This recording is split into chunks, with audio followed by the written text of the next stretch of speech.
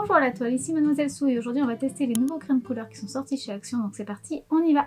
Si vous ne savez pas desquels je parle, c'est ceux-ci. Ce sont ceux de la gamme Decotime, ceux qu'on voit très régulièrement, qui font des feutres à alcool, des crayons de couleur aquarellables, qui font des feutres aquarellables également. Ils sont souvent empaquetés dans des boîtes qui s'empilent et du coup ça permet de tout ranger et organiser ensemble. D'habitude les crayons de couleur de chez Decotime, parce que j'avais déjà testé les crayons de couleur aquarellables de chez eux, ils étaient dans des boîtes en métal, tout ce qu'il y a de plus classique. Et là, en tout cas pour les crayons de couleur, ils ont décidé de les faire en boîte. Et l'avantage, c'est que c'est exactement le même format, le même système que les autres boîtes, donc les feutres à alcool, les feutres aquarellables. Donc c'est génial parce qu'on peut tous les empiler les uns sur les autres ou les uns à côté des autres. On a donc toujours les petits embouts ici pour pouvoir clipser et de l'autre côté également les petits trous. Comme ça, on peut les clipser les uns sur les autres. Pour accéder à vos crayons de couleur, ils ont proposé 4 petits tiroirs en acrylique, du plastique transparent, pour pouvoir mettre vos crayons de couleur. L'avantage, c'est que comme c'est transparent, on voit bien les couleurs de toute façon à travers et on peut aussi les glisser en escalier comme ça pour voir toutes les couleurs ensemble. Les crayons de couleur sont comme ceci. Ils ont un format triangulaire, ce qui permet d'avoir une bonne prise. Il y a une face en fait pour les 3 doigts qui tiennent le crayon généralement. Donc ça c'est vraiment bien. Ils sont assez simples au niveau de la structure, un vernis classique avec juste la couleur marquée bien au bout pour qu'on puisse savoir quelle est la couleur qu'on veut prendre. Après les couleurs sont un petit peu différentes de ce qu'il y a dans la mine, mais ils sont quand même assez cohérents. Mais je trouve quand même que voilà, il y a certaines nuances qui sont un peu plus vibrantes. Par exemple celle-ci, on a un beau violet vibrant, alors que là en fait on a un violet bien terne, assez grisé, qui peut être super intéressant. Au contraire, je trouve que la nuance qui est là est bien plus intéressante que celle qui est ici, bien plus originale.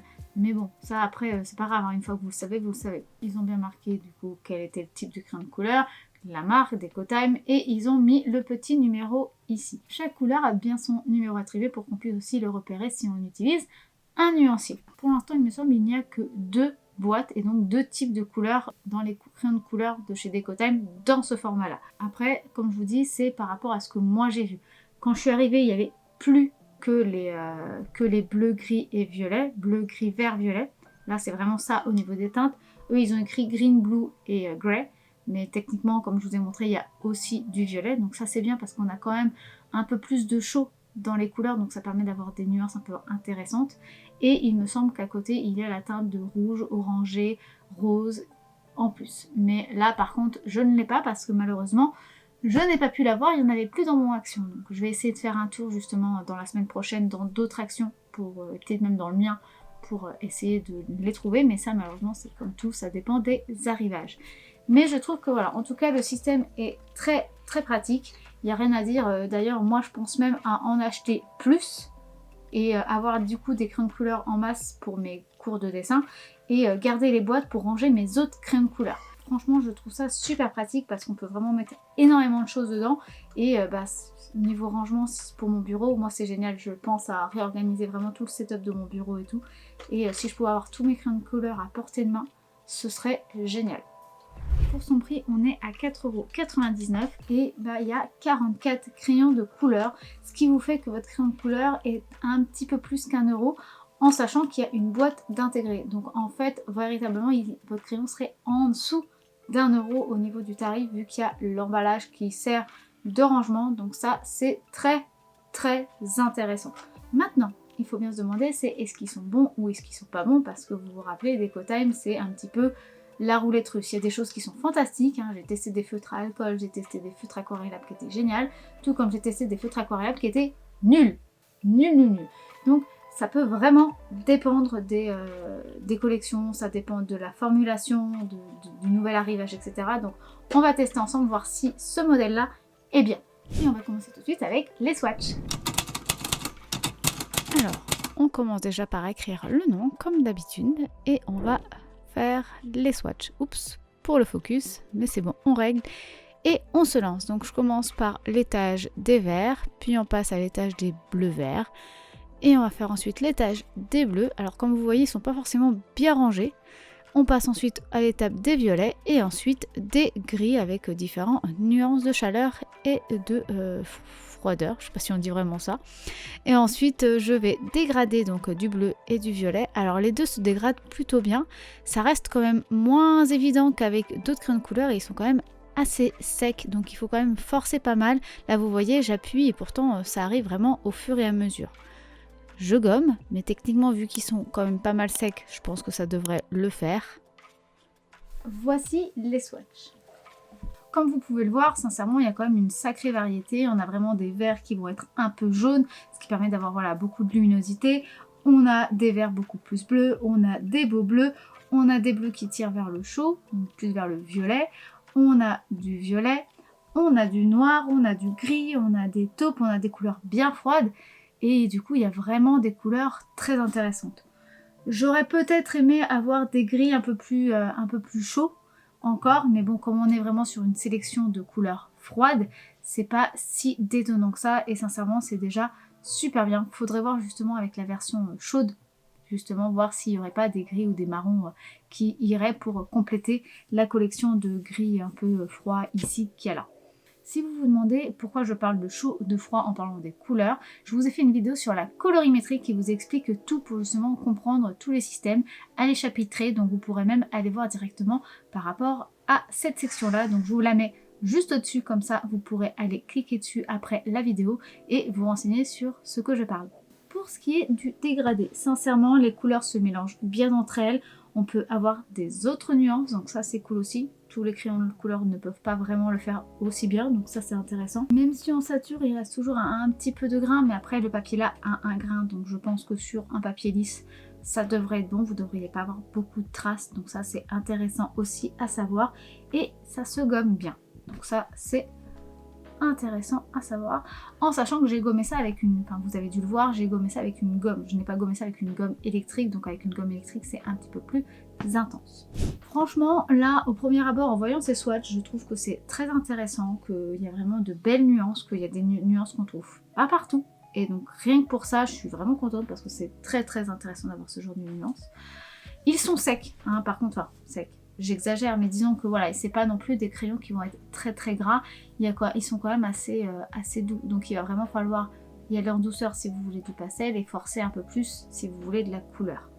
Donc ils sont disons un peu moins pigmentés que d'autres, mais encore une fois voilà, l'avantage c'est que vous avez quand même pas mal d'intensité. Vous avez des bleus, des verts qui sont bien plus sombres et d'autres qui sont beaucoup plus clairs, donc il y a de quoi faire. Donc c'est parti, on va se lancer dans une illustration. Pour l'illustration, je prends un papier 200 grammes classique en cellulose, qui n'a pas trop de grains, donc un grain plutôt fin, pour justement faire en sorte quand même qu'on n'ait pas trop de tracés de grains quand on va faire la couleur, même s'il y en aura un petit peu. Alors, on commence déjà par prendre le crayonné, donc voilà. Là, c'est un lupin, si vous vous demandez ce que c'est comme fleur, et je vais gommer le surplus de carbone avec une gomme de mie de pain. Maintenant que ça c'est fait, on va pouvoir commencer à se lancer dans la fleur. Donc moi je vais commencer par les tiges et donc ce qu'il y a entre les pétales. Donc je vais prendre voilà ma mine verte. Au départ je prends un vert et je vais passer voilà entre tous les pétales. Une fois que j'ai fait ça, je vais prendre un deuxième vert qui va être un peu plus jaune pour reposer la lumière et un vert un peu plus bleu et plus sombre, donc c'est celui que j'ai là entre les mains, pour rentrer dans les ombres et dans la profondeur pour amener du volume. Et une fois que j'ai fait ça, je vais mélanger les trois couleurs en faisant des dégradés pour obtenir quelque chose de plus uniforme. Maintenant je vais passer aux pétales et je vais commencer avec deux nuances de violet. Un violet qui va être clair, qui va servir vraiment pour la nuance globale de la fleur. Et je vais passer à du violet sombre, donc je commence par le violet sombre pour placer quelques touches de profondeur déjà avant même de m'attaquer à la fleur en elle-même. Je pose déjà la séparation entre chaque pétale. Maintenant que ça c'est fait, voilà, je m'attaque à une pétale et donc voilà, je vais poser d'abord un violet un peu clair et puis je vais forcer avec le même violet pour amener différentes intensités pour laisser une zone plus blanche qui sera plus claire pour amener le bombé de chaque pétale. Une fois que ça c'est fait, je vais rajouter des petites nuances. Donc là vous voyez, j'ai un bleu par exemple pour remettre un peu de bleu sur le blanc et je vais jouer voilà entre 3 à 4 nuances entre le bleu, le violet clair, le violet sombre et des fois je peux rajouter encore un violet un peu plus bleuté mais bien intense. Là vous voyez, je suis en train de faire des pétales qui vont être plus bleutées parce que ce sont celles qui vont être un peu plus dans l'ombre, qui vont être un peu cachées par les pétales qui sont devant et plus violette. Et une fois que j'ai mis un peu de bleu, je vais repasser avec du violet, donc du violet sombre et du violet un peu plus clair pour justement harmoniser le tout, parce qu'il faut quand même que toutes les pétales soient à peu près dans la même nuance. C'est juste que le bleu va amener une ombre en fait, ça va amener quelque chose d'un peu plus caché. Le bleu a tendance à assombrir un petit peu si c'est manié d'une certaine manière ou éclairci. Donc là le bleu on l'utilise en tant qu'ombre derrière pour amener des pétales, et quand on le met juste sur un tout petit peu en bleu pastel sur le blanc, ça permet d'amener un peu d'éclaircissement, tout en même temps ça amène justement une homogénéité de chaque pétale. Donc là maintenant que j'ai fait ça, je m'attaque aux autres pétales que j'ai pas fini, qui elles vont être bien violettes. Donc je commence d'abord par placer mon violet clair pastel partout, et là maintenant je m'attaque à remettre du violet plus sombre pour amener les volumes, les profondeurs. Et une fois que j'ai fait ça, je reprends mon violet encore plus sombre qui tire un peu plus vers le bleu pour recadrer un petit peu mes ombrages, pour bien séparer toutes les pétales, qu'on les distingue bien entre chaque. Et je prends donc mon bleu clair, donc celui qui m'a servi à mettre des petites nuances dans le blanc dans les premières pétales qui sont devant, et qui m'a servi aussi à faire le bleu plus sombre sur les pétales sur les côtés pour tout unifier. Maintenant que ça c'est fait, on va finir avec les pétales du haut qui sont très détaillés. Donc on va déjà retailler nos crayons pour avoir des mines bien pointues. Donc là je vais utiliser mon taille-crayon de Dahl qui est justement super pratique pour ça, parce qu'il va vraiment faire une mine super fine sans pour autant abîmer mon crayon, et surtout utiliser le moins de matière possible pour les faire durer le plus longtemps possible. Je vous mets toutes les informations dans la barre d'infos si le taille-crayon et même les crayons, etc., tout ce que j'utilise vous intéresse. Je mets toujours les informations dans la barre d'infos du matériel que j'utilise. Et donc, voilà, on va se lancer dans les finitions, donc dans les détails et vers la pointe de la fleur. Donc là, en fait, j'ai repassé tout le contour en bleu clair pour justement faire que ça soit pas trop marqué non plus, parce que le bleu clair est plus clair que le violet clair quand on force pas. Et je vais rajouter maintenant du violet. Donc là c'est le violet médium que j'ai utilisé pour remettre un petit peu d'ombre, mais pas un violet trop sombre non plus, puisque là on est sur une partie qui va être beaucoup plus claire. Donc il faut atténuer et prendre plutôt les couleurs les plus claires sans utiliser les couleurs trop sombres, parce que justement elles ne sont pas trop visibles en haut.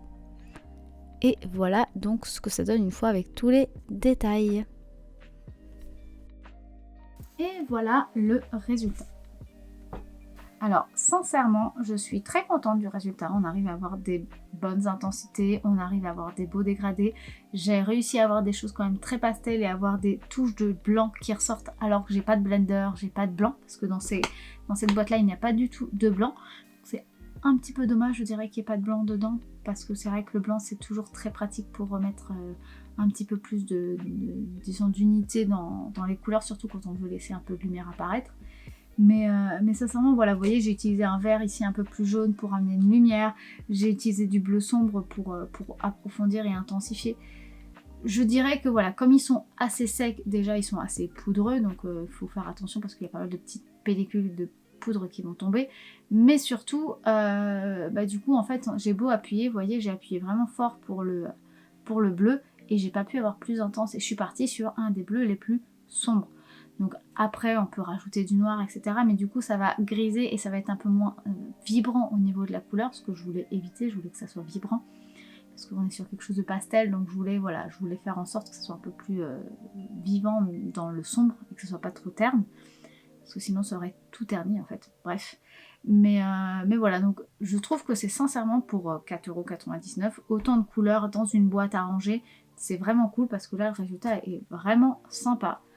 Mais par contre, si vous aimez vraiment les dessins avec beaucoup de vibrance, beaucoup d'intensité, eh bien ce sera un petit peu plus compliqué. Si vous voyez par exemple les couleurs que j'ai pu obtenir en faisant mon livre de coloriage ou en travaillant sur les couleurs par exemple de Polychrome, de Prismacolor, on est d'accord, c'est pas du tout la même qualité, c'est pas du tout le même tarif pour le crayon de couleur, on est bien d'accord.